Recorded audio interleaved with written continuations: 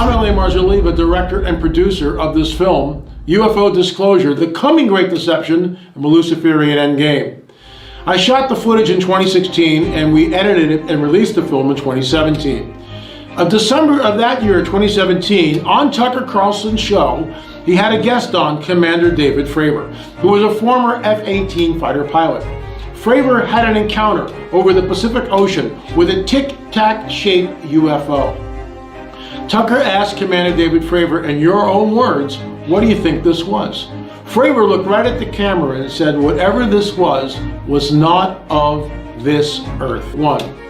That's a groundbreaking statement. We've never heard anything like that before, especially on the mainstream media, as it were. Since then, our government has stated on the record that UFOs or UAPs, unidentified aerial phenomena, are real. Folks, what are we to make of this? The reason I circled back and re-edited this film is I believe that disclosure is now being rolled out. We see it month after month after month. The purpose of this film is to arm you with what I believe is the truth, that these are not extraterrestrials from some other galaxy. They are in fact interdimensional entities that are messengers of deception. As you know, this film is for free. All I would ask is that you pass it forward. Share it with your loved ones, family members, your pastor. We are told, we are warned, in ancient prophetic texts, that men would faint from fear from what is coming upon the earth, that the dragon would come with all signs and lying wonders, that even the elect would be deceived if that were possible. What are we to make of those statements? They are dire warnings from thousands of years ago. I truly believe we are in a window of time that is unprecedented, unlike any other time in history. We are being told by our government that the UFO or UAP, unidentified aerial phenomenon, is actually real. That we have in our possession off-world vehicles. In my opinion, when they really show up, when there's full disclosure, everything will change. However, these are not extraterrestrials from some faraway galaxy. They are, in my opinion, interdimensional entities that have a nefarious agenda. They are messengers of deception and masters of deceit. They lie and do so habitually. And I would ask you, who is the father of lies? In this film, you will see what I believe is incontrovertible evidence that the phenomenon is not only real, but it has a very dark side, a very nefarious agenda, which is why we call it The Coming Great Deception and the Luciferian Endgame.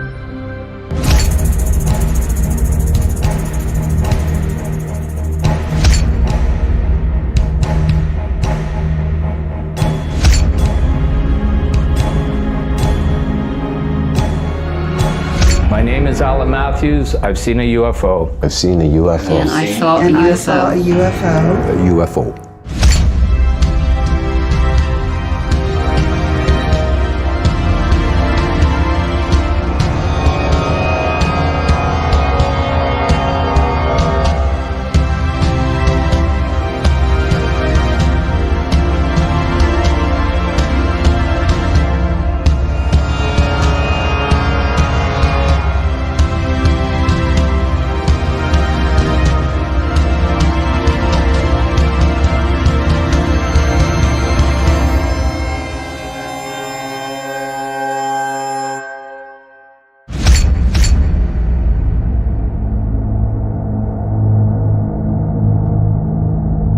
And so we all went up to the window and we could see this giant UFO. And saw 3 or 4 orbs that were up in the sky doing circles and erratic movements up and down in circular motion. And all of a sudden we see this light in the sky, and I asked my husband, is that a plane? And he said, I don't think so. And so we kept watching it, and it hovered over the treetops, and you could see the flashing lights around it. It was round. See the flashing lights around it, and then you could see the windows and lights in the windows, but you couldn't see inside the windows. And this particular night we looked over into a field and saw 3 hovering lights. This thing was huge, and it was, well, I didn't know until I started using the camera, but this thing was moving around and shifting and all kinds of things. And I was driving that night. It was quite late at night, and I started to see some kind of orange flary lights in the desert. And so I kept looking at them while I was driving, and they seemed to be jumping up and down, and there was no sound of a helicopter or a plane. And I saw these two balls of light, these orbs, and they were perfectly round, and it was hard because it was dark to get a perspective on how far away they were, but they looked to be about 6 feet in diameter, and they were floating. To me, it looked like about 50 feet from my car. And it kept coming closer. It was just this green or orange orb with like a red T in it. It kept coming and coming, and then it shot straight west across the Pacific Ocean. That came forward, it just came out of nowhere, and it was a white light. And then within seconds, another one joined it above it, and then a third one joined it to the right of it. So they stayed in a triangular shape, and they hovered for a while. It floated in a way I've never seen anything float. It didn't have a sound. It didn't have, it had no air. You couldn't hear anything like a helicopter's propellers. My wife, I said, Jen, come out here and look at this. And that was actually before it had disappeared. So she watched it too for a few, I suppose, a minute or so. And it moved around in different directions.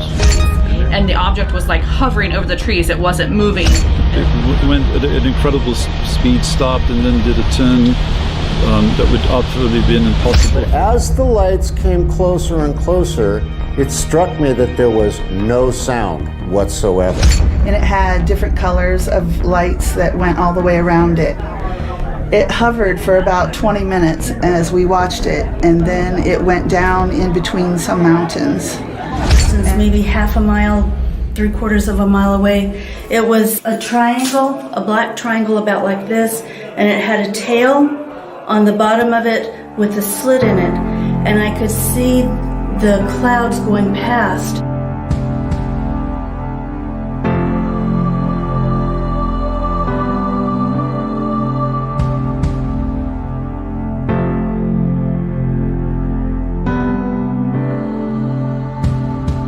Al, you've had multiple experiences, and some of these experiences were very troubling to you. I want to go back to really the beginning of your life, where you had your first encounter, and what was that like? What were you thinking when you saw this thing?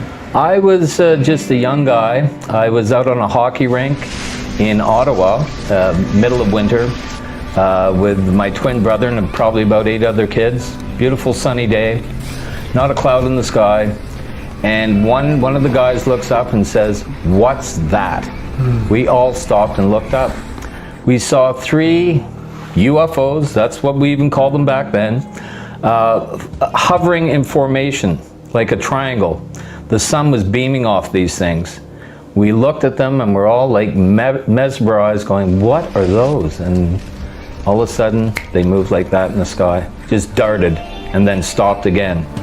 Everyone ran into the shack, the changing room, except for me.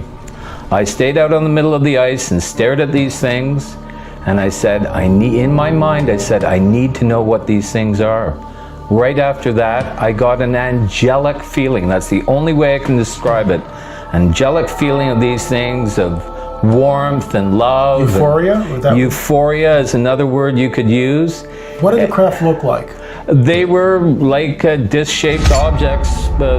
They were all exactly the same size, color. No sound, silver with dull silver, bright silver? Bright silver with the sun just beaming off these things, and no sound. It was very spooky. Never seen anything like that. How close were they to you? I would say a mile away, because this pollution plant where they were hovering over was a mile away from the rink. Okay, and they were right over that? Hovering right over, maybe 100 feet up. Okay, yeah. Wow.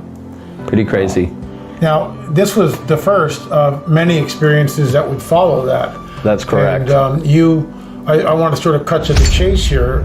There was one incident and it had to do with this woman who basically changed her appearance right in front of you.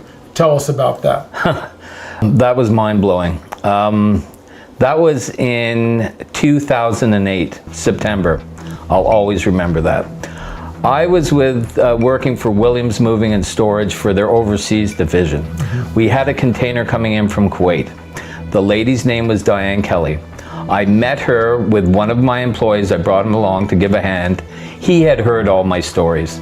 And he didn't diss me. He said, you know, I've heard strange stuff like this. My parents know about it. He didn't make fun of me or anything like that.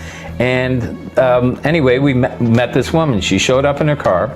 I said, hi, I'm Al. This is so-and-so. We're here to unload your container. Welcome to Canada. Shook her hand. And I noticed she was a very pretty lady, well-dressed. She was wearing the weirdest glasses I've ever seen in my life. They were just like off the charts. I'm like, How so? What do they look like? They were black and wrapped around. Okay. So it would cover the side of her eyes so no sun would get in. Okay. So I sort of figured, oh, maybe she has an eye problem or something. Sure. But anyway, we moved on from there. The conversation went this way. I said, for some reason, it was September, the rainy season's coming in Vancouver, and I was just making simple conversation. I said, why are you moving from Kuwait? It's so nice over there now, the war's over, and you know, you're coming back here.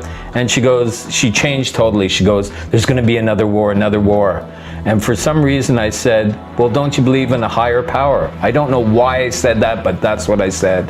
And she looked at me and she goes, what do you mean, Al? UFOs?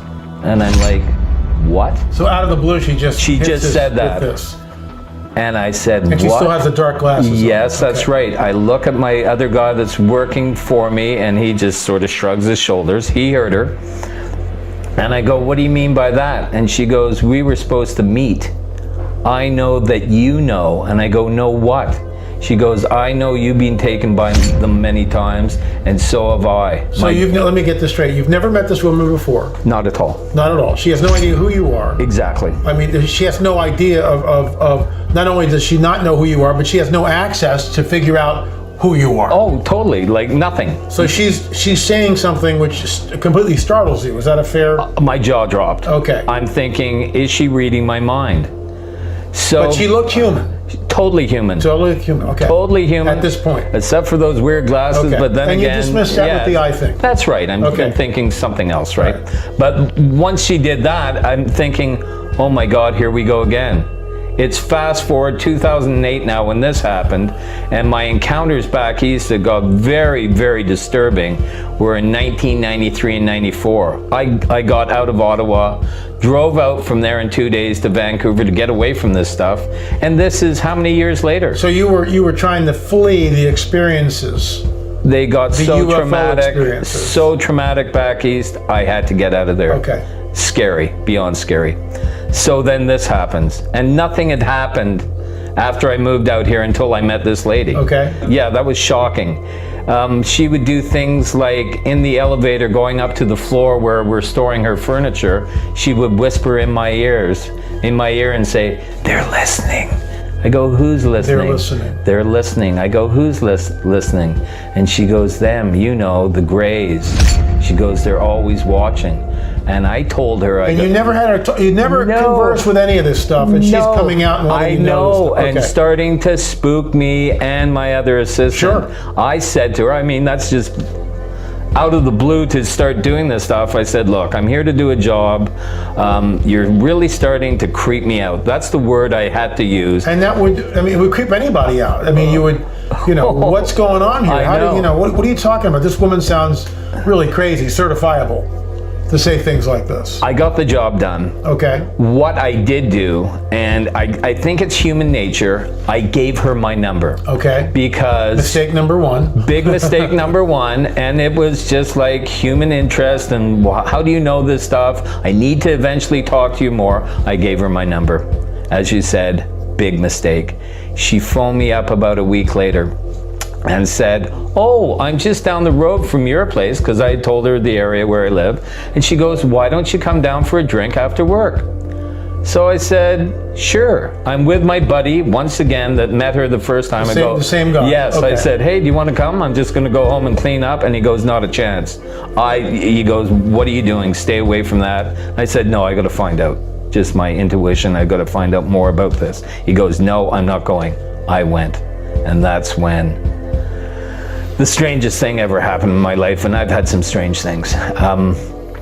I walked into their place, I buzzed up. Her friend answered the door. It was her apartment, a beautiful 2-story condo right on the Fraser River, obviously in BC. And they're both out on the deck, and they have these big glasses of wine. Now, did the friend look normal to you? Totally normal. Okay. And she introduced no sunglasses? No, just normal. Okay. No sunglasses. She introduced her friend. We sat down on the deck. She's still wearing those strange glasses. Their glasses of wine are right in front of me on a table, and out of the corner of my eye, I noticed this massive black fly in her wine glass. And it's almost like it was stuck to the glass. It didn't make sense. It wasn't moving, and I pointed it to her. I said, "Oh, look, there's a big fly in your wine glass. I'll grab some Kleenex and get it for you." She smiled at me and she goes, "No, I'll get it." She put her finger in the wine glass. She didn't crush the fly. The fly stuck to her finger, and she put it towards her mouth and went like this. And I just looked at her and I go, holy smokes. So that's the starting of how strange this got, and it only got stranger. From there, she took off her glasses. She got on top of me while I was sitting in my chair, and she started lifting up my shirt. And I said, "What are you doing?" And she goes, "Oh, how old are you? You're well preserved." Let me stop you there. So she gets up from the table, she comes up over to you, and you allow her. Now, is that like a normal reaction for you? Would you have? No, because you have a girlfriend at this time. That's right. So this is kind of weird that you were allowing her to do this. At first, I was once again shocked. After the fly thing, she sits on me, and I realized she'd been drinking, and so this is not typical behavior for you. No, not at all. Okay, so this is something normally you wouldn't allow this. No, okay. I figured it's because she'd been drinking, but it got a little carried away when she started asking me how old I was. And the glasses were off, as I said. She went to kiss me, and I pushed her away, and her eyes shape-shifted.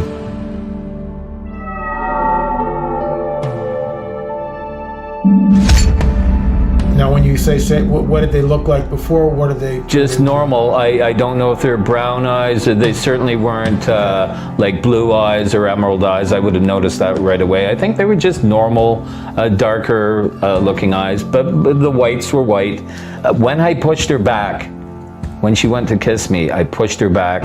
Her eyes shape-shifted. The whites went to a golden color with black streaks, and her pupils shrunk.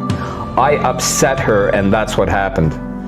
When I pushed her back, her eyes shape-shifted, and I pushed her off me. That was my reaction. And I said, "What the heck was that?" And she gave me the most evil laugh you've ever heard. And I got the heck out of there.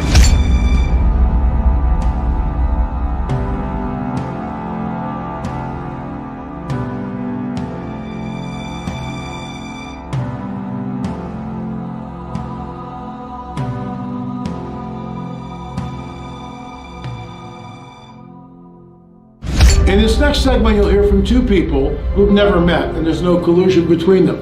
Yet there are similarities in their stories. What I mean by this, both of them have something, what I call UFO brain fog.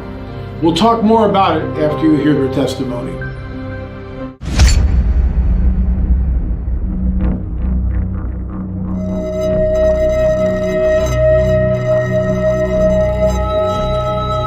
In 1998, I was moving to Colorado, and I was driving through Kansas, which is very flat. It's a plain. My brother's girlfriend was in the passenger seat. My brother was asleep in the back seat. We're driving, it's like 2 o'clock in the morning, and off in the horizon was a large glowing orb, orange. It was smaller than the sun, orange like the sun, but it didn't push out sunlight like the sun would. The light was condensed into a ball, and it looked like it was miles and miles and miles ahead, but it was, pretty big. Not as big as the sun, but pretty big. We stared at it for 20 or 30 minutes, me and the passenger, my brother still being asleep in the back seat. We stared at it, we kept staring at it, we stared at it. And in the blink of an eye, the orb went from miles ahead of us, right beside our vehicle, and followed us for a good 15 seconds probably. When the orb came beside us, me or the passenger could not say a single word. We both looked over at it. My brother in the back seat even woke up and he looked over at it. And within a few seconds, it was just gone. After it was gone, all three of us, we said nothing to each other. We kind of just stared back at the road and just kept driving. And we ended up going to a rest stop probably an hour and a half later and stopping for a rest. And that's when the conversation got brought up again, like, what did we see? But after it vanished from our eyes, like from the side of the car, we didn't say anything. We weren't even really in awe. It was like no facial expressions. We were just kind of just focused back on driving.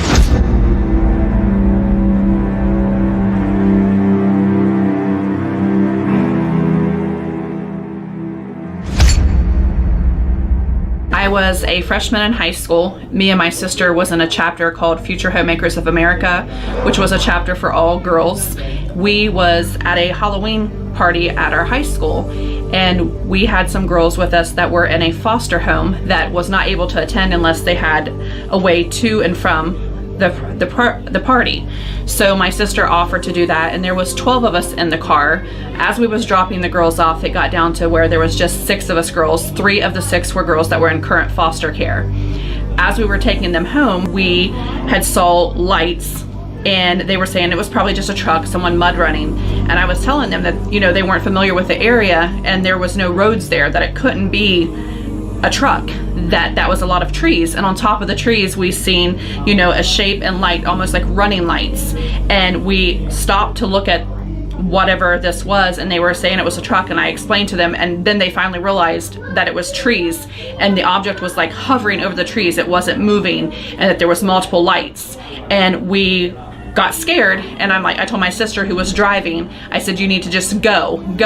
And she was speeding. I remember her speeding, but it was like we weren't moving.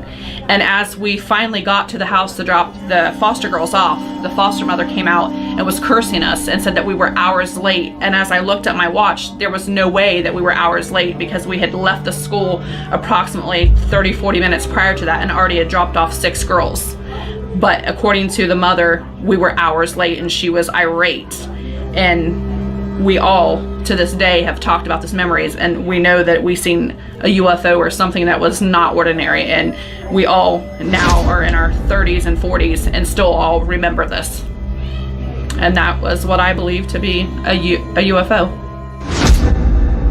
So let's examine the testimonies from these individuals. 3 people driving in a car in Kansas in the middle of a night, experiencing something which is absolutely phenomenal. This large orange orb comes next to the car and paces it for 15 seconds. Then the orb leaves. And these folks sit there and concentrate on driving. That's not a normal reaction. There's no way. Can you imagine if it happened to you?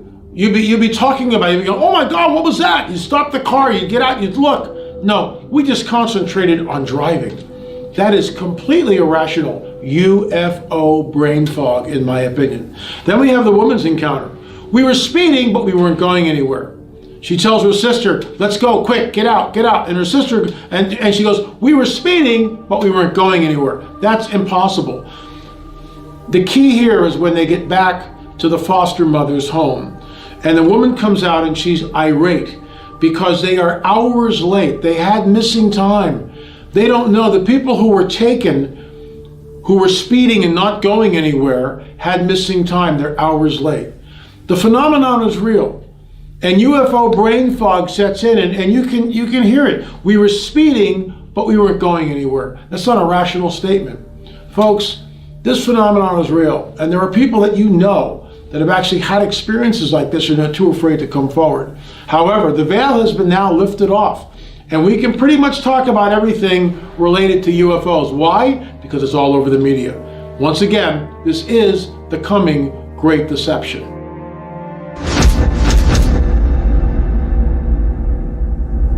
You had an experience while you were flying. Tell me about that.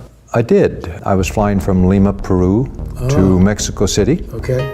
And the captain hit my left arm and said, "What do we have here, Dennis?" And I looked up and I saw a very bright light about 40 degrees off our left of our nose, about 10 degrees above the horizon. And very quickly we could discern that it was coming towards us, directly towards us. And this one light turned into two lights, as an automobile does as it comes closer to you. And very quickly it turned into beams of light. And there was a beam that was pointed forward relative to our direction. As it stopped beside us, as it came in directly towards us at a very fast speed. Very high. Between the lights, there were a row of windows, maybe 18, 20 windows that were rectangular. They weren't round, but the perception we got was that it was very close. So it was pacing with you? It was formation flying, yeah. Okay. And for quite a while. And how long did the craft pace we figured about 7 minutes. 7 minutes. And then how did it leave the scene? The beams of light angled down about 30 degrees and increased in intensity, and the thing just shot away. When you say up shot and away. How? It just rapidly disappeared.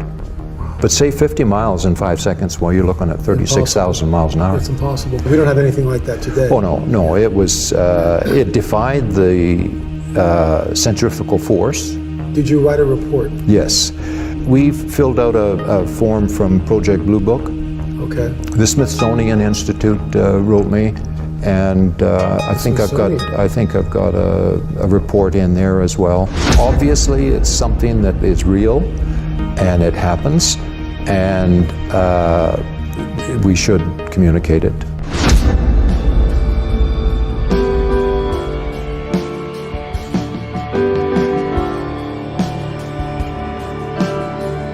I filmed this video out of the window, my living room window of my trailer, and basically I didn't even realize it. I just looked out the window for no apparent reason, just to check on the surroundings outside. And I see this white thing in the sky, and it's brighter than normal. And at first thought, I was like, man, that must be Venus, because this is January and it's in the southwestern sky. This is Venus. And it's like, no, it can't be Venus. That thing is huge. So you're thinking, okay, Venus and Saturn are kind of aligned, like they are kind of right, or they was a few months ago, which makes it bigger. But this thing was huge, and it was, well, I didn't know until I started using the camera, but this thing was moving around and shifting and all kinds of things. So this was on January, I believe, January 22nd of 2009 when I filmed this out of my window. It would move in and move out, it would shift, and the object has like some type of, you would almost call them like railroad tracks at the top third of the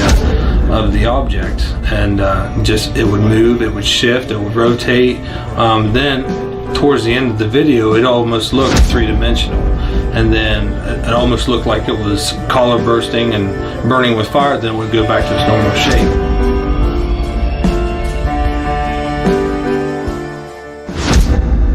My name is Randy Clark, and about 1965, I was in a little town in Indiana, and playing music with a friend of mine.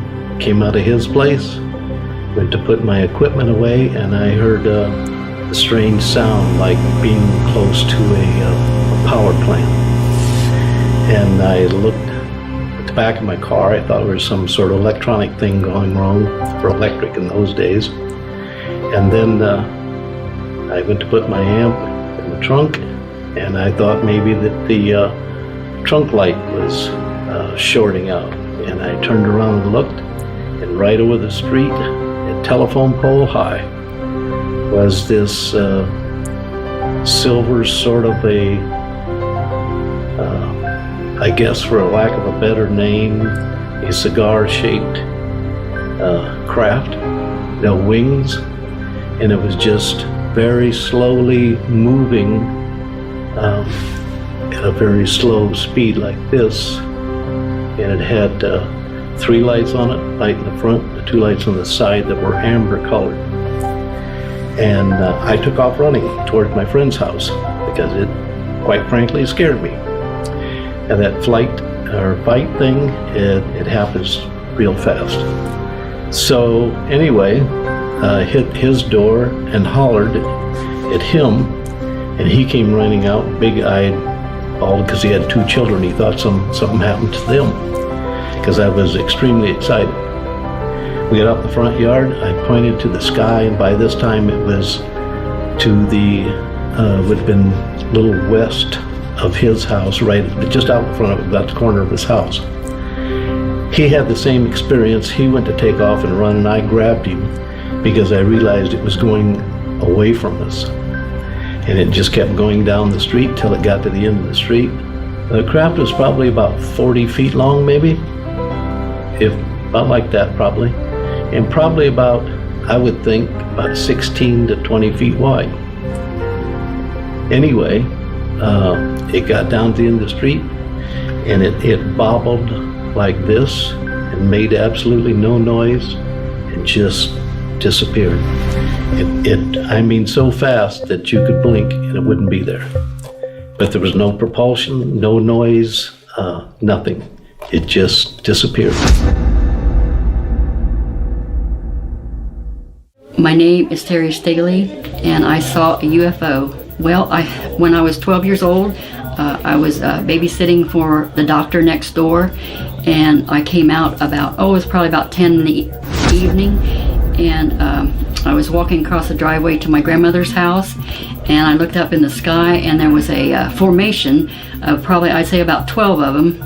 There was, maybe 3 or 4 across, and then the rest of them tailed behind.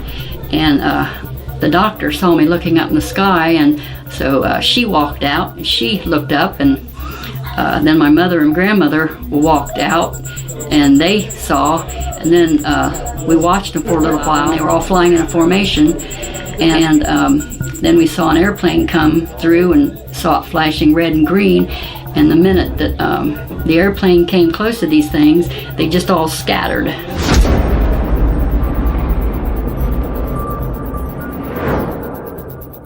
My name is Dr. Roger. I'm relating an activity that happened to me back in July of 2014 while I was living up in Silver Spring, Maryland. And what happened to me as I was driving home into our driveway, which is kind of a secluded property with no lights or no anything around it, is that I was driving down the driveway and going into the garage and noticed something out the corner of my eye up above the neighbor's property, which is next to us. And I stopped the car, got out of it, and started to take a look at what was going on, and saw 3 or 4 orbs that were up in the sky doing circles and erratic movements up and down in circular motion. It seemed rather odd to me, so I felt no fear, no kind of anxiety or anything at seeing this. I just kind of said, oh wow, there's some lights out there. And I thought to myself too that this is kind of weird, and went to take a little look and walked up to my backyard, which would have been a little bit closer, and these orbs were about 100-200 feet off the ground to my right as I look up at it. And I thought that this is really, really strange because they didn't make any noise. It was just movement going around and up and down and moving all around. 3 or 4 of them, I can't recall exactly how many, but there was at least 3. And at that time I was thinking, hey, maybe someone's just playing with our minds and using a flashlight or something like that. But it was not, because the property was right next to us. There was nobody around in the whole area. And it was just, the movements of these orbs was just really erratic. People come up to me at conferences and tell me stories that they've never shared with anyone else. You're about to hear one such story by a gentleman who would not come on camera, but I believe his testimony is true, which is why I included it here. He talks about deep underground military bases and military personnel working side by side with what can only be described as the Greys. Here is his testimony. I spent 28 years working in top secret classified military intelligence operations, and one of the most honest men that I worked with that's about 60 years old was over my home 6 months ago and said he has a brother-in-law that works in a similar compartment of top secret classified operations, and that he actually works somewhere in the Southwest in a desert area with these aliens, because I was trying to explain to him about what I've been learning through you and through these conferences about what are these UFOs and aliens. They're really demonic angels that are coming in and out of these dimensional portals. And he actually confirmed in my home that his brother-in-law works in another area of the government that we can't talk about, but it dealt with these aliens and that he worked side by side with them. Did he describe what they looked like to you? No, he just told me what he has heard through his brother-in-law, who also wouldn't exaggerate or pull his chain. Did his brother-in-law state whether he felt they were benevolent or malevolent? We didn't get into that. He was very careful just to give me a hint that as I was explaining things I've learned through you and my own experiences in life, that his brother-in-law actually works with these non-human entities, exactly. And did he give you is it ongoing now? I get the impression that this was going on. I still talk to this gentleman who retired and then came back into the world we worked in, and this stuff is continuous. Continuing. Thank you for being bold and courageous and coming on the record. You're welcome, sir. I appreciate it. Thank you. One thing I'm really curious, you've been following the whole UFO phenomena for a number of years. Yeah. Do you think, first of all, disclosure is imminent? And what do you think these craft are? And it's just preparing the minds of the people. And you look at other documents, even government documents, that's their plan, is they really believe that years ago to spring this on the American people or people around the world at large, they'd freak out. And so you have to slowly, step by step, incrementally get them into that mindset. And I really think that Hollywood too is being used as that propaganda tool just to get used for that kind of a scenario. So that's the propaganda issue and the step-by-step issue. But certainly you look at some other documents and it's happening. You got, of course, the Vatican's involved in this as well, believe it or not. And also you look at, even just the recent with the WikiLeaks dump. Right smack dab in one of the emails to John Podesta was talking about imminent disclosure, again with the Vatican, working with the countries around the world for a space treaty. And this is the actual document. We're not making this up. There's no conspiracy theory here. It's right there. So imminent disclosure, I think, is ramping up. I hold to the thing that if in fact UFOs, aliens, that whole scenario is in fact going to be used as an excuse to explain away the rapture of the church, then wow. We don't know the day nor the hour, but if you see the events of imminent disclosure ramping up, how much closer is that event that the church needs to be aware of? But as far as their identity, it is something that I've had a passion for, actually, even before I got saved. I've been saved 23 years at the time of this recording. And but before I got saved, unfortunately, I come from a non-Christian background. I got involved into the occult and New Age, and wonder who shows up when you get involved in that stuff. It's unfortunately aliens, demons, UFOs, that whole 9 yards. And of course, the New Age instructed to channel and do that stuff and become a medium, which God forbids in the scripture, obviously, because it's demonic. I didn't know. You couldn't have convinced me at the time. And of course, being coached at these things, you invite them to come inside you, to speak through you. Now, they wouldn't, say that, hey, we're a demon or we're some horrible, force. We're here to possess you and take you over your vocal cords. Of course not. The New Age term to seduce people is these are our space brothers. Because there was remote viewers who were working for the government years ago who were supposed to be remote viewing like Russian spy secrets, and they, much to their surprise, ended up remote viewing some alien entities. And so that's why I think it's relevant that I mention that in my life I'd been developing my psychic ability, and I was working on doing a movie about the life of Jim Morrison from The Doors, and I, much to my surprise, ended up getting some spirit communication from Jim Morrison's spirit, I believe. And why that's relevant is that while I was exploring psychic ability in other dimensions of reality with spirits and ghosts, or call you whatever you want to call it, I stumbled upon that I could also have communication with other type of what I think is an alien energy or alien beings in a similar dimensional situation as you would with psychic ability. They're from the star system Pleiades, or they're orbiting planet Earth. You had brought it before, and I remember coming across this in the New Age days. The Ashtar Command was sure the Ashtar Command, right? And that they're here to help us in the time of calamity. Well, we know a time of calamity is coming. The Bible calls it the 7-year tribulation, but they spin it. And they spin it and thinking that that's why they're here. They're our saviors. Jesus has got it all wrong. And oh, by the way, when you're left behind and you're in those events, it's okay. Just hang on. It's Mother Earth cleansing herself. And tell me about your encounter. What did you see? Well, this was before I got saved. Okay. And so, not so surprisingly, I had this encounter because I'm involved in the occult and New Age. I'm over there, and I'm there with my girlfriend at the time. That night, the only thing I remember was just like I hear the bang, big, loud thunder clap. And after this whole experience was over, I remember it's like, wait a second, there's nothing on the ground. I thought it would rain. It was raining. I was like, what's going on? So the next thing I know, I woke up from a dead sleep in absolute stark terror. And we're laying side by side there in the bed, and she's in front of me, and my chest is up against her back.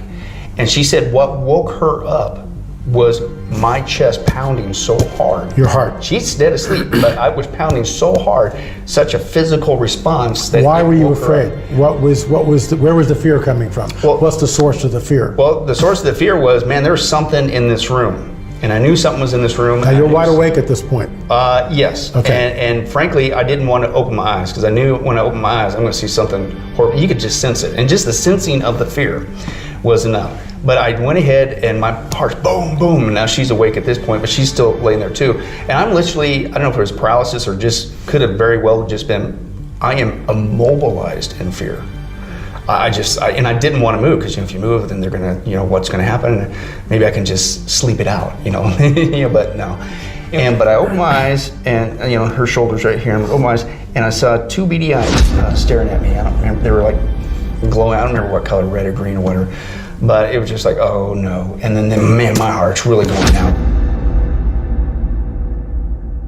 In 2016, I sat down with author lecturer Paul McGuire, who believed, as I did even back then, that we were on the cusp of UFO disclosure. In December of 2017, that happened with Commander David Fravor on Tucker Carlson's show. Since then, there's been a steady stream of people in all forms of media talking about the validity of the UFO phenomena. Here is my interview with Paul McGuire. I absolutely think that there's going to be disclosure in one form or another. I'm not certain about what that will be. Number one is, I think we're right on the verge. When I say on the verge, it could happen this year or next year, where the scientific community is going to make an announcement that will reverberate throughout the whole world, where they will essentially say that we now have genetic evidence that planet Earth was seeded by some kind of extraterrestrial race X amount of years ago. I'm absolutely convinced of that.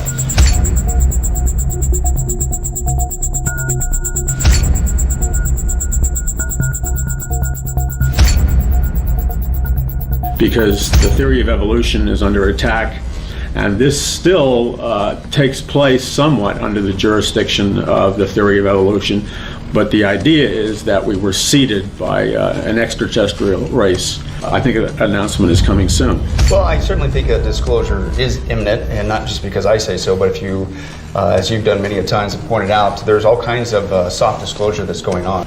There's something definitely going on, and there's reports everywhere of sightings of different things. And so it is, and there are many countries of the world right now that are disclosing, releasing official Ministry of Defense files.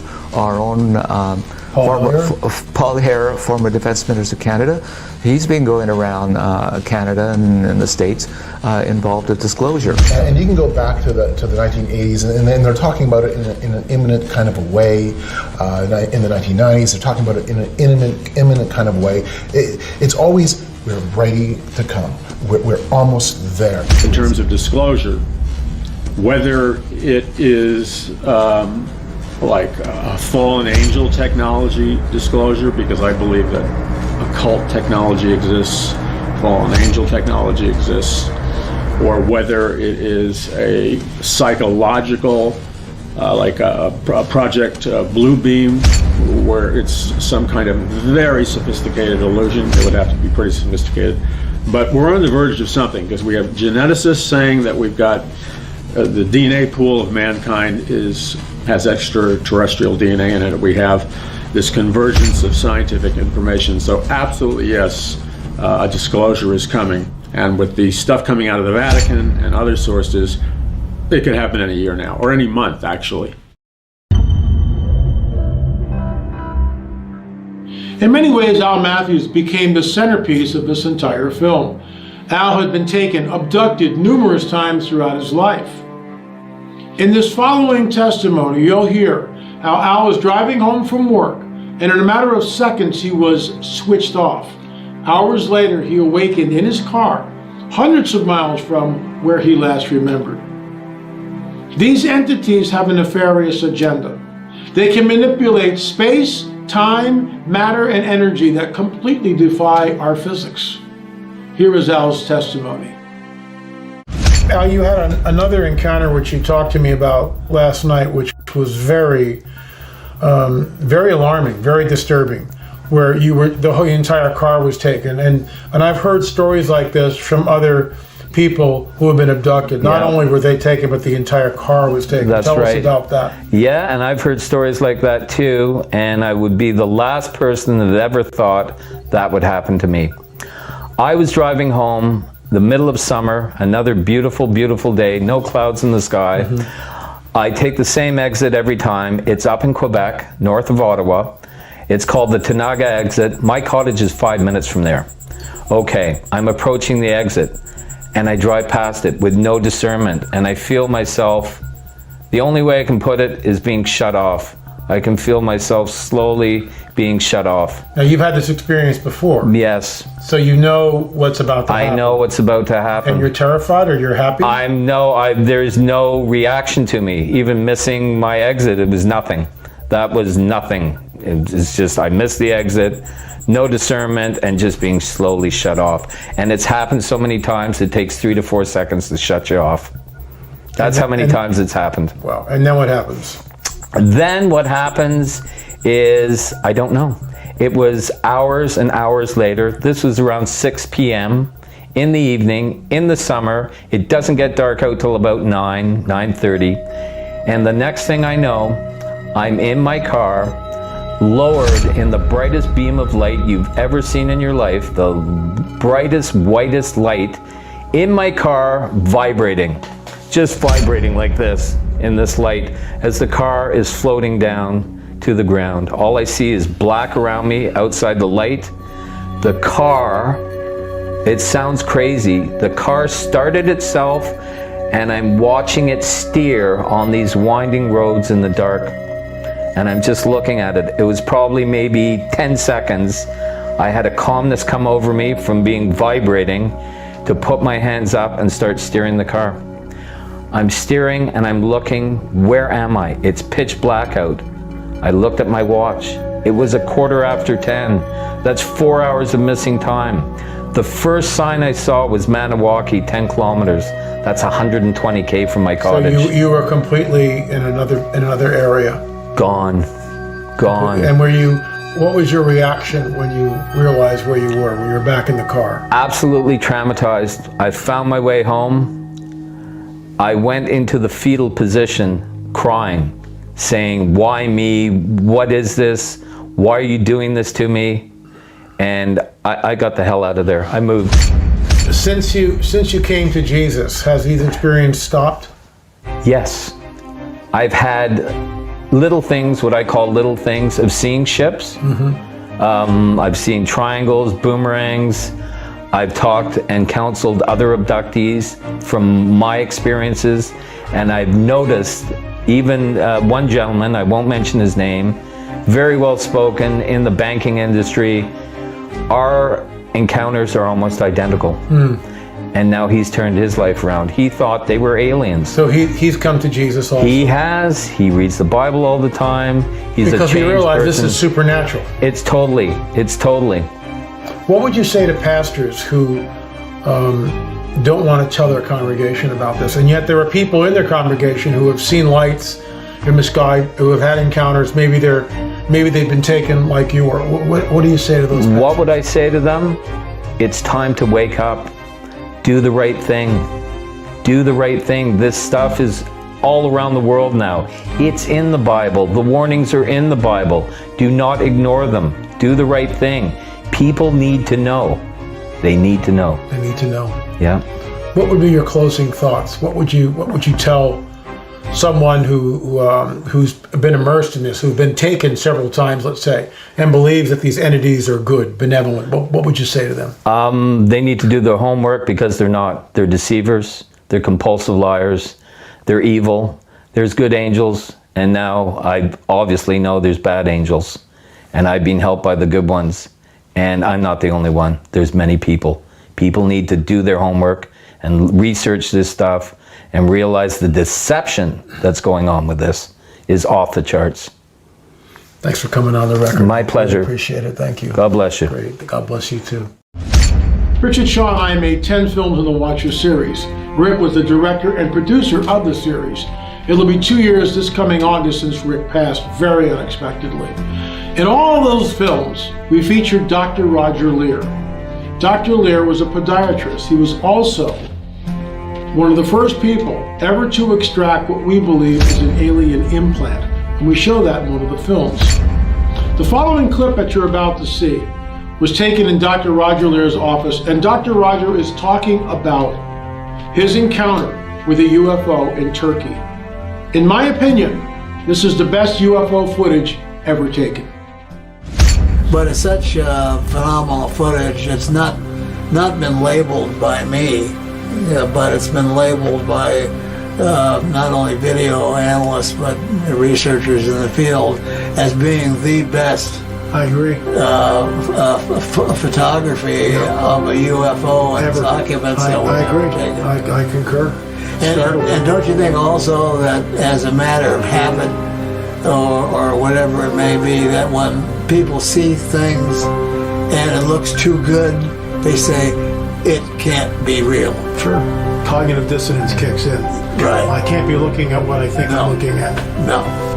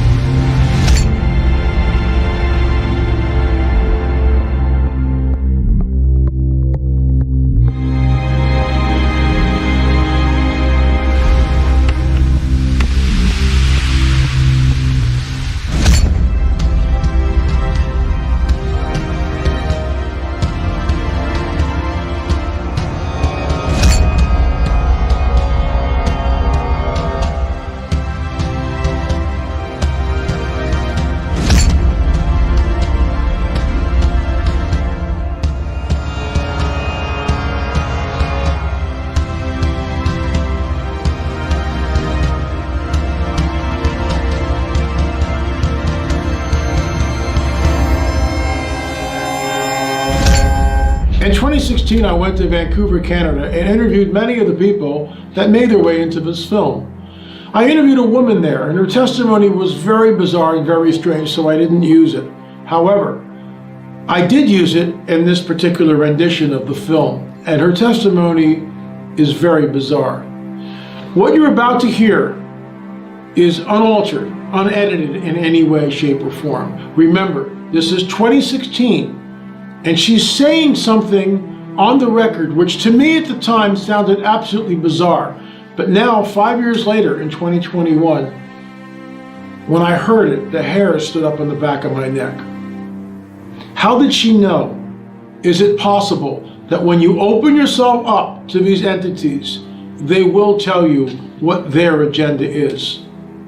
All this to say that UFOs are real, burgeoning, and not going away. This is the coming Great Deception. The powers that be on planet Earth are going to create some kind of situation, either a plague or something, where there will be mandatory vaccines, and in that vaccine, it will genetically alter the violence out of the human race. And some people think that's bad because it could also be used to control us or dumb us down. But some powers that be think they're saving the world because there's too much violence in the world. That's another story. So then I end up, I'm going in, I end up just after that, I'm traveling, videotaping some stuff, and I'm in a tent, and I wake up, and I'm in a tent in the middle of the night, and I hear this sound all around me, and it's like a high-pitched sound frequency, and I get out of the tent, and it's all around me, and I see this thing, and it's like lights going around and around, this massive light thing, and it's like little tiny square windows, and they're going around like this, like, and they're lit up like this massive, huge thing. And I'm looking at this thing, it's this high-pitched sound frequency all around me, and I'm like, this is like some kind of alien spaceship or something, and then I don't remember anything after that.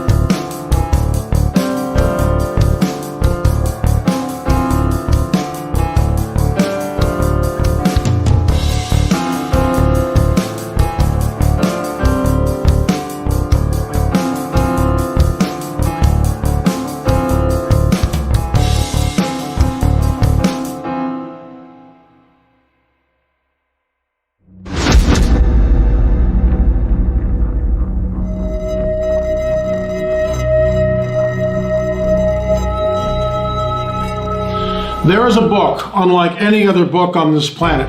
Most of you know it as the Bible. And the moment I say that word, some of you cringe back. I get that. I call it the guidebook to the supernatural because, in fact, that's really what it is. There are prophecies from the first book to the last book, from Genesis to the book of Revelation. Those prophecies speak out and call with great specificity events in the future. There's no other book like it. That begs the question, someone is outside of space-time as we know it, calling out the end before the beginning and the beginning before the end, just like prophecy tells us he will.